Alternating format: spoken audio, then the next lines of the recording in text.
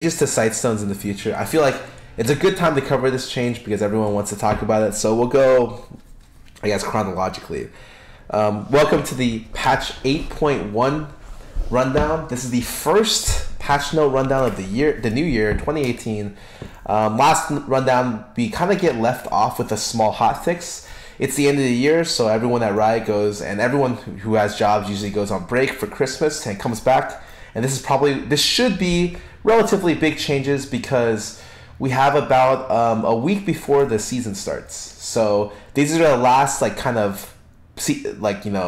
patch ups that we can do before the actual season starts, and then the changes should be relatively less crazy. So anyways, without further ado, let's get on to it. Oh, well, usually at the very start of the patch note rundown, there's some things that I would like to see done. And so I guess usually I make a note of it somewhere. So let me just go open up like a little thing, and we'll see if it ends up getting put in the patch note rundown. So in this rundown, I don't need a note thing. You don't need a note thing. You guys don't need notes. You guys are auditory learners, so you guys just listen to the sound of my voice. In this patch note rundown, we are going to, or I want to see nerfs to the relic shield. So bot lane can't spam relic shield fleet work ADs. I think that's really, it's really like not good for the health of the game. It feels similar to the Ardent meta, and it feels like, okay, well, not only do they get defensive stats for being in lane, they get some gold gain, and they make it so they get a free shield in the middle of the game that makes them unkillable, as well as it protects them from poke, which is something that that should be in the game, but it's too much. It protects them from all-ins and poke, which is, it's too crazy. And if there's any way that you know it's too crazy, it's that the value of Vayne has been skyrocketing ever since this thing got found out. And Vayne should never be a champion that should be at the very forefront of AD carry viability, because if that's the case, like, her kit screams like niche pick, and she should never be an overall blind pick that's at top tier. And if she is, there's probably a balance problem in the game. On top of that, I'd like to see Ornn get nerfed. I think that champ is nuts. Zoe would a nerf to Zoe would be good as well. Even the thing is, you don't see her much anymore. I think people are just kind of bored of her after spamming her for a whole month. But I still think that she is relatively too good. And aside from that, I'm not too sure. I think that's the major things I would like to see going in. There are some runes that I'd like to see nerfed. Stuff like Mana Flow ban I think is still too good. But we'll kind of see as we go through it. So let's keep going. So patch 8.1 notes, first patch of new season. Our last chance to make changes before the season starts. So everything that I said exactly true. The rank ladder resets with this patch. So if you're out there for, oh, okay, cool. So resets tomorrow with this patch. Excellent. Or the next week, whenever this comes out. Patch highlights, we're not going over this. Start of the season. Will come into effect starting January 16th. Okay, that is in 7 days. Begins in the early morning. You can earn Hextech chests for each champion by gaining S rank or higher. Okay. We saw the challenger players were facing master tier duos pretty regularly, which ends up making the queue less competitive overall, despite the original intention back in 2016. This also punishes duos in the upper echelons of masters for winning too hard. We'll be monitoring how much this impacts the health of the queue over the coming weeks. In ranked solo duo, challenger players can now duo. Okay, so this is a really big change for the top of the ladder. When this first got asked of me, when Riot asked a lot, or pulled a lot of the high elo players, and they came up to me and they're just like, Scarra, what do you think about the situation? Should challenger be duo queue? I said no, because realistically, and you guys should know, if you watch my stream, I very rarely ever duo. I played with one game with Jared, and the only person I really consistently duo with is Yuna, which you'll see probably maybe 2 times a week. But before Yuna, and if Yuna didn't exist, I literally would just play all my games solo. And that's kind of personal preference. I like doing that. I wanted the ladder to be, solos only, we're all good. But after a while, I realized that, like, competitive viability is really important. But the biggest important thing, and the most important thing, is fun. And it's not fun to have this restriction placed on you in Challenger. A lot of people really only like playing with certain people. Bot lanes can't duo together, and it's just like it's just a mess. It makes the ladder less enjoyable for other people. And so that's the most important thing. So I think you sacrifice a little bit of competitiveness, but I think that that's okay. Riot's pretty much said, okay, our academy, our LCS is like the highest echelon of competitiveness. We've released Clash, that's also competitive. The ladder is going to be fairly competitive, but the difference between, like, you know, maybe the challenger ranks is not going to be a big deal, as big of a deal as before. And I think that if it increases the overall enjoyment for the people in challenger, it's worth the change. And so while I was very much stuck on the old system, after having about a year or more of it, I'm ready to go back. I think that this is the right change to do, 100%. Now, I know people are going to be like, Scarra, dude, you hit Masters last season. You can't say shit. And that's what I'm going to reply to you. This season, I will be Challenger. You can count on it. Believe it. All right, anyways, let's keep going. Brand. So, Brand damage over time increased. One of the top users of Deathfire Touch, and without it, his baseline damage is lacking. Whoa. They increased the damage per stack from 2 to 4%. That is a very, very, very big buff. Double. I think a lot of people haven't played Brand before after the last buff, so they made it so that he was able to get mana back, which helped his itemization route. Similar to Diana, where you can give up mana and mana regen items, Brand can now rush his double pen a lot easier than he could in the past. I think that actually Brand is like better than people expect, and given this change, like this is very, very powerful. Usually the way you see Brand the most is that he's there as a support counter pick to certain champions. Back when Kench is super popular, the #1 counter to Kench, in my opinion, was Brand. Because Kench has no counterplay to Brand. Kench has to run up slowly to the other player, lines up perfectly for Brand's abilities, and percentage health shreds him like insanely hard.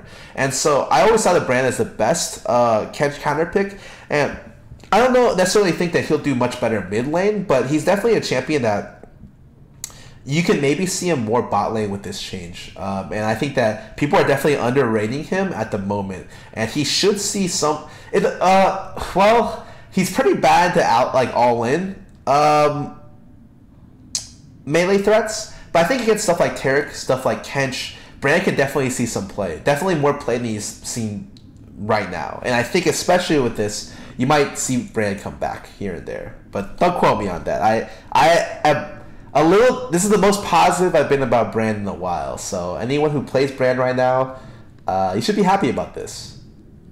So Evelynn, bug fix. Whiplash no longer goes on cooldown if it fizzles. Not a big deal. This is a champion that's really, really problematic in solo queue right now. I think right now she does maybe too much damage, but I'm willing to just kind of let bygones be bygones for now. It's really hard to get AP itemization, especially on an assassin from the jungle. It usually was always Elise, like years and years and years and years of Elise. And now Evelynn, I feel like, is hitting a point where she's become like very, very viable and very, very good.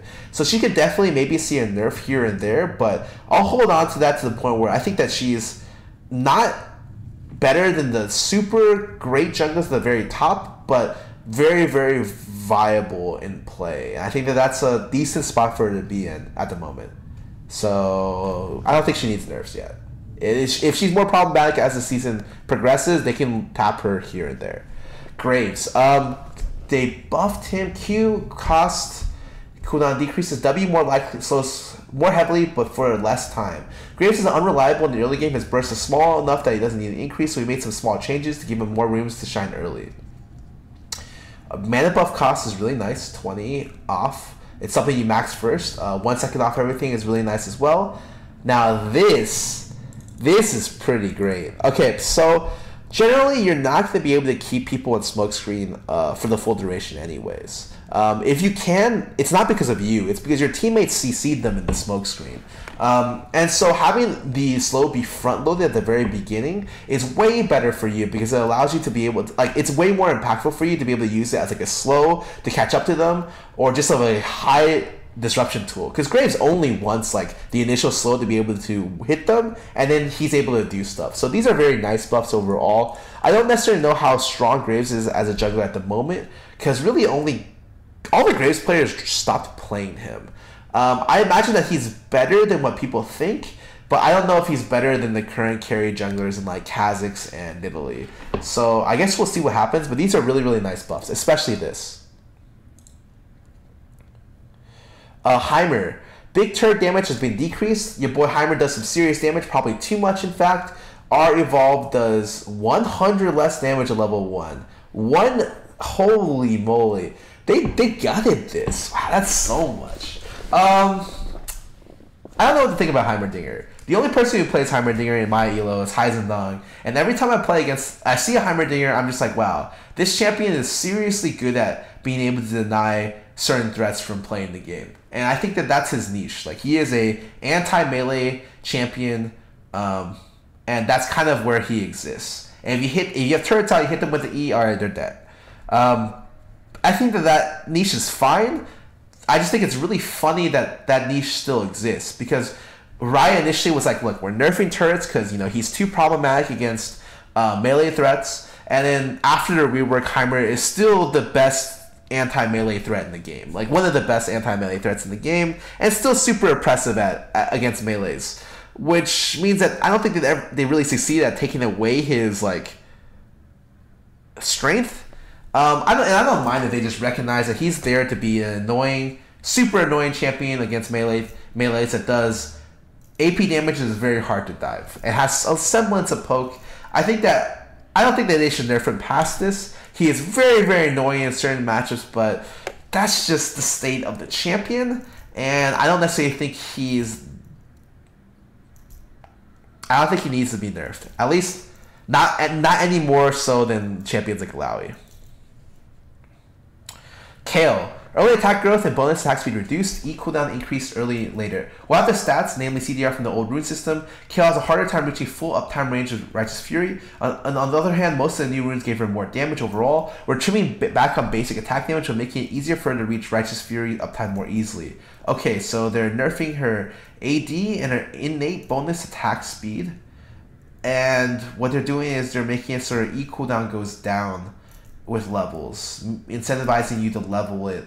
Okay. It's okay. It's okay. Two items. Let me talk to you about Kayle. So Kayle in the old days was the ultimate anti-tank top laner. She was there to push in and slowly like chip away as like a god tier split pusher / anti-diver against stuff like old pre-rework Shen. And that's kind of still her job. Like, she's a champion that, you know, scales very, very well. We're talking like 3 items, she is just god, and every item past that, she is just incredible. Like, just like 2 hits, 3 hits top laners, and like just unstoppable champion. Really the best way to, and the only way you can deal with her at some point is like super hard CC or a very, very good poke. She can heal poke, so it's like she's very, very good with items. The problem is getting there, and none of these really help her to get there. I think this at best normalizes her mid game with 1 or 2 items, but realistically, it still doesn't matter. I don't think Kayle's going to be very good, and still with this in mind, she's still only good against like maybe a couple champions in the game, and maybe that's okay. Being a scaling threat, it's difficult because I think Riot kind of phased out all the super hard scaling threats. When you look at the game and how it used to be played, you used to play this game, okay, we're going to 3 items. And on the 3 item power spike with Tristana, we're going to take over this game. Or with Jinx, we're going to take over this game. We're going to get IE, crit item, Last Whisper, and let's just go. But now it's like, okay, we're going to go hit the 1 item power spike. We're going to hit the BF sword power spike, and then we're going to swap lanes, and you're just going to ram it down the top laner's face. And so the game has steadily evolved to the point where like it's gotten a lot more accelerated, with tower pushes being more important, and really spikes right now are pretty much all on 1 item, and the latest AD power spike is on 2 items. And so Kayle, which is a champion that tends to scale around, I think 2 full items to 3 items, is like kind of a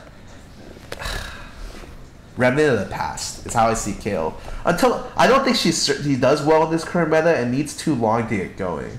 Until something changes about that, or if she counterpicks something that's super meta, I doubt you'll see much Kayle in the game.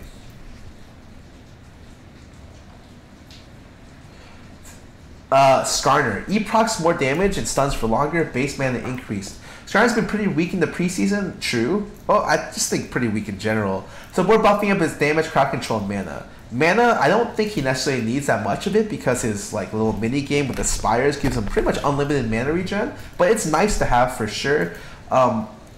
Fracture. Stun duration increased to 1.5 seconds.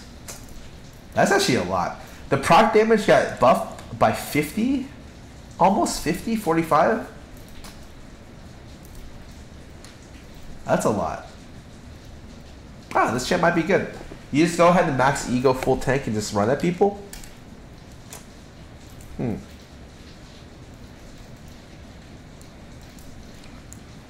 Yeah.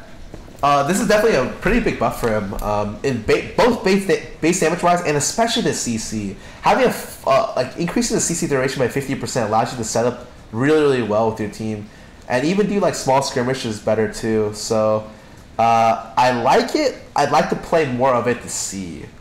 This definitely kind of makes me think that the Syndra Hulk Skarner might be a lot better now. Alright, let's go Syndra. A lot of our bug fixes. Weird things have been happening if Unleashed Spell Tower dies or becoming vulnerable after every sphere dealt damage. We fixed a lot of those bugs. Now consistently fly at the target even if it dies or goes invulnerable. Now probably cast. No longer funky for a few seconds. Then Unleash. Ball. They just started making up random names. Okay, cool. Bug fixes for Syndra so she can't double cast ulti and her weird R doesn't do random stuff. Cool.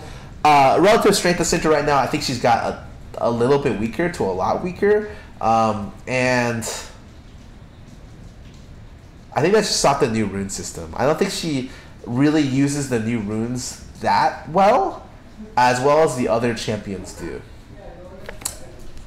But she's still like a decent champion probably. I doubt she needs buffs. She's just not going to be oppressive, which is probably a good spot for her to be in. Because I don't like the game when the Syndra's first pick every game and it's oppressive. So Zoe, E trap time arm increased, R exit portal delay decreased.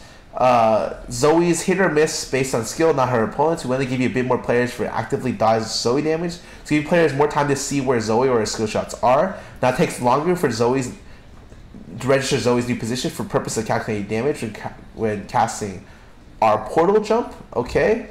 Delay before trap is being created is increased, and delay before portal exits.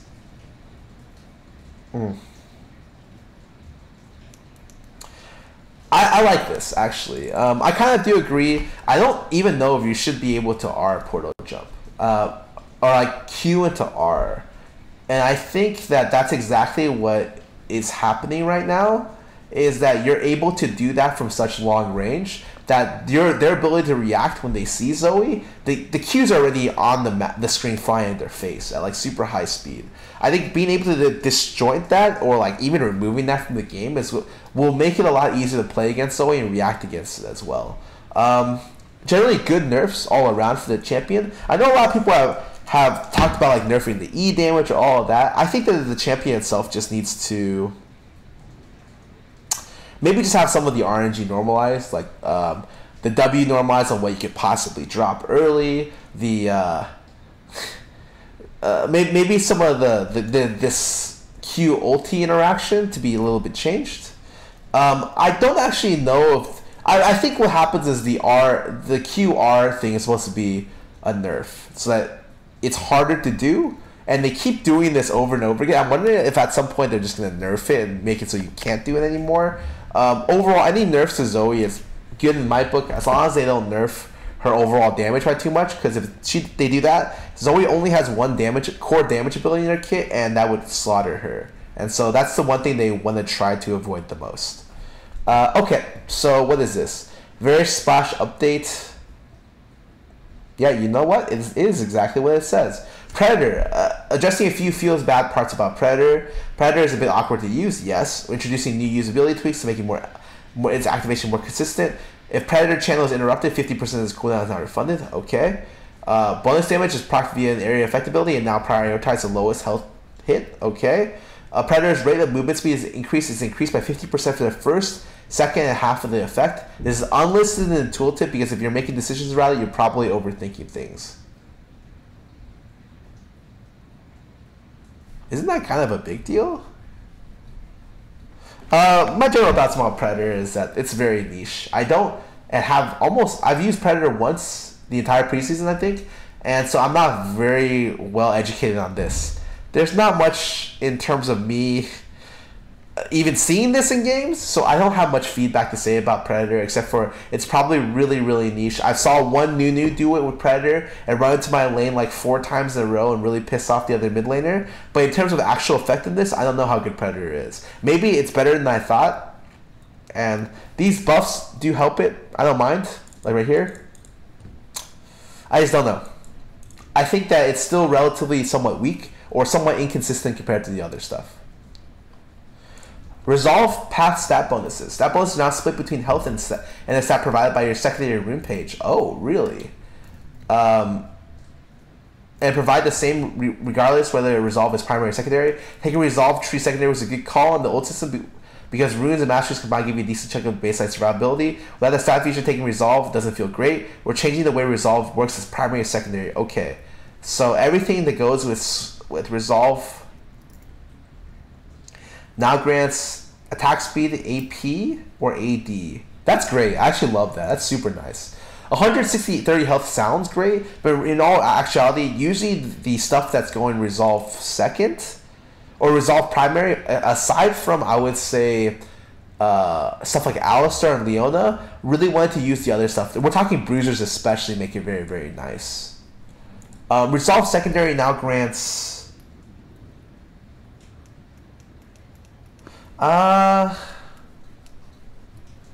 is that better? I think this is nice for the Resolve primary bruisers top lane. I don't necessarily know if this is... Oh, this is really nice, I guess. I guess it just makes it so that they cut apart it a little bit better. I think that overall it'll fit more champions, and so it's a better thing. And some champions might not like it as much, which is reasonable, but for the greater good kind of stuff. Cool. Not bad. Wouldn't say it was a big problem, but cool. Rune bug fixes. This is the only one that's important, or one of the most important ones. Skarner and Fiddlesticks could lose Flash and Hex Flash, especially with the Skarner buffs. You still kind of want to get Hex Flash, so good stuff. I'm surprised they didn't nerf any of the runes though. Realistically, they just buffed Predator, and that's it.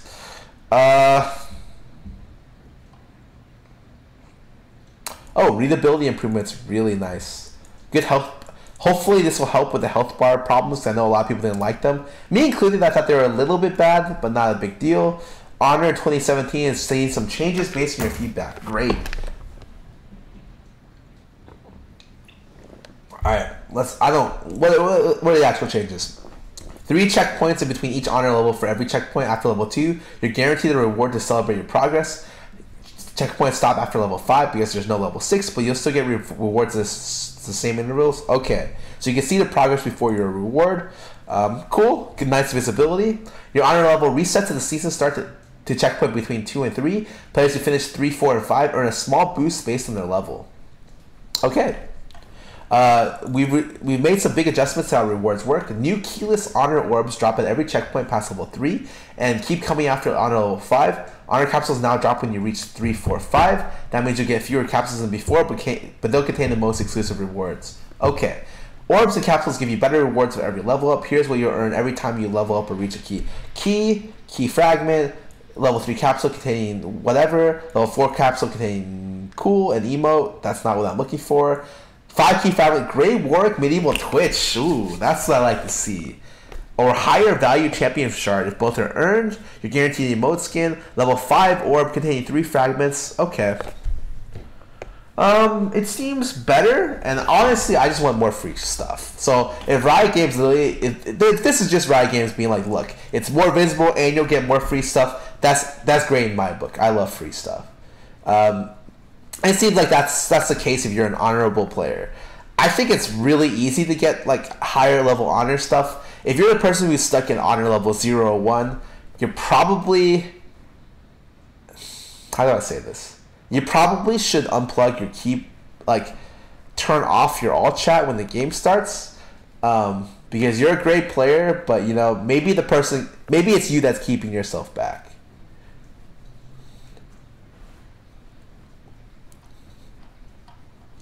There's a bunch of bug fixes, which I typically don't read. Except for this, which is really big. Okay, you no longer can do the stupid gameplay R double ulti thing. Someone did that once in my games. It's actually probably the biggest thing, because you could do double ulti with a buy at base, and it would just do disgusting amounts of damage. Really, really good bug fix. They ended up over there. Note, they still haven't fixed Sejuani's E bug on Scuttle, and I've had that proc almost every game I play that champion. So when they do that, you're doing great. Until then, okay. Godstaff Jax will be released in patch. Oh, that's why Stevens renamed his account to this. Okay.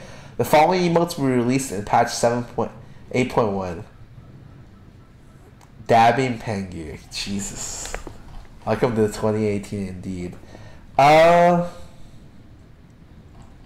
This is a smaller patch than I thought. No, the last preseason patch, if I told you that, I said the words, this is going to be the last preseason patch, you would expect a lot more. And I guess they're comfortable to stay the game as is. I think that there could be more stuff changed. I don't like the AD, like the Relic Shield bot lane. It's the biggest problem for me. And I'm still surprised there's no Ornn nerfs. Like, how does this man escape nerfs game after game or patch after patch? I don't understand. He's so good. But I guess overall the nerfs are very good.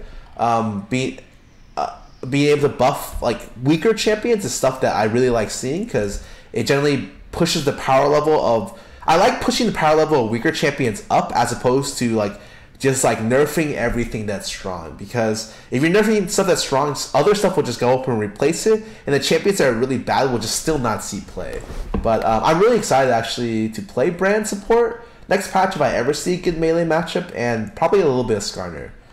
Aside from that, let's jump over to the Sightstone changes, because that's really interesting. So they're changing Sightstone soon, and let's kind of read about it. I don't want to talk about it. I looked a little bit on this beforehand, but the changes to Sightstone. Sightstone and all of its upgrades will be removed from the store. Support items will gain Sightstones active as a quest reward. Support tier 3 items now build off tier 2 and Ruby Crystal and give you the same stats as respective Sightstones on live. For more context, read below. I'll go through the goals and the reasons behind these changes. Current names and icons for tier 3 are temporarily. Goals of the change. The main drive behind these changes is that we want supports to be more free to pursue their own build paths. Without mandatory 800 gold purchase in the early game, supports will be able to make more choices and have more agency over how their power is expressed. We will try to keep Sightstone timings and general support economy to be close to their live values. One thing we've learned from Ardent Sensor over the summer is that support players greatly appreciated the ability to rush impactful items.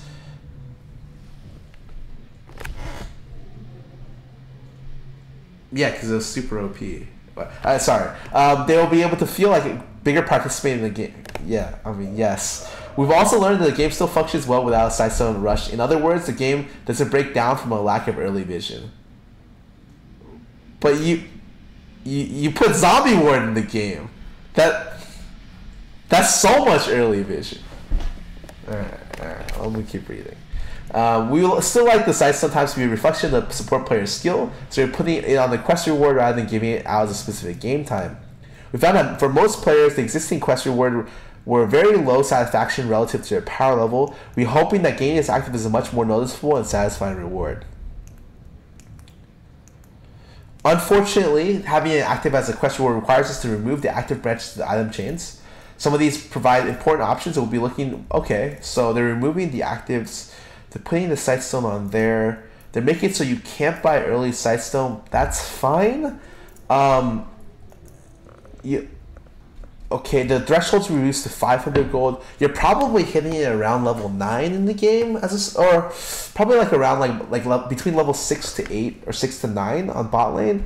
I think that's fine.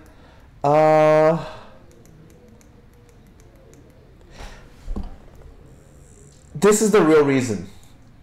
This is all it. So generally when you tell people how to play supports, I'm just like, play anything you want in the support role, but just buy a Sightstone. And I think that Riot's idea is that, look,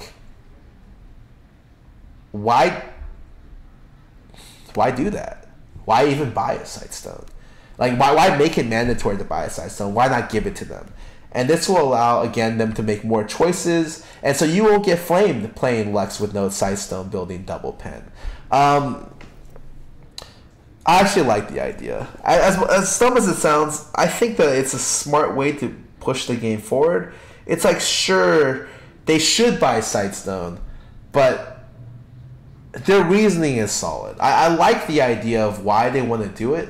I don't know if I like the idea of taking out early vision, so to speak, because it might make zombie ward more mandatory, or like your trinket wards are so important for you early, and peak wards in general. But I think that that's relatively true in anyways. And it is true that people are opting away from early Sightstone backs. You'll see a lot of item upgrades and just a lot of early pink spam as opposed to rushing, or boot rushing as opposed to rushing Sightstone. So they're not wrong.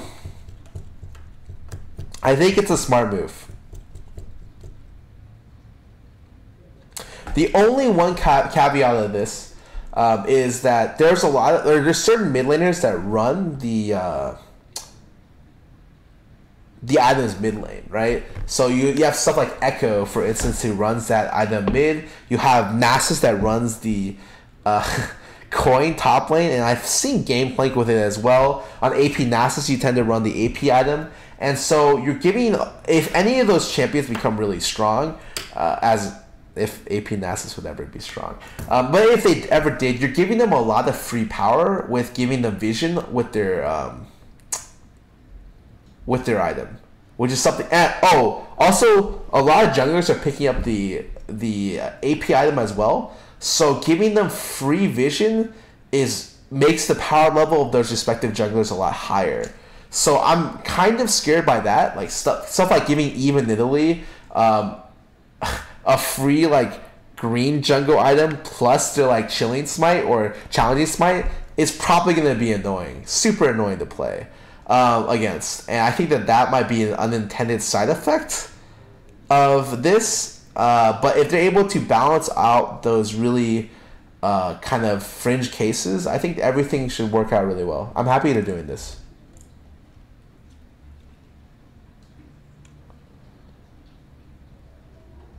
Will they still get it without the actives? Yes. On Eve, I would still get, like, on Eve, you would just upgrade it. I think.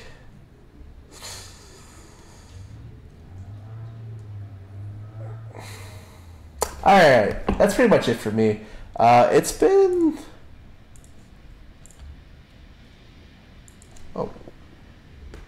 It's been good. It's been chill. That's my overall rundown, as well as my coverage for the Sightstone support items. Sick. Alright, I'm gonna play some ads and I'm getting the game. See you guys in a bit.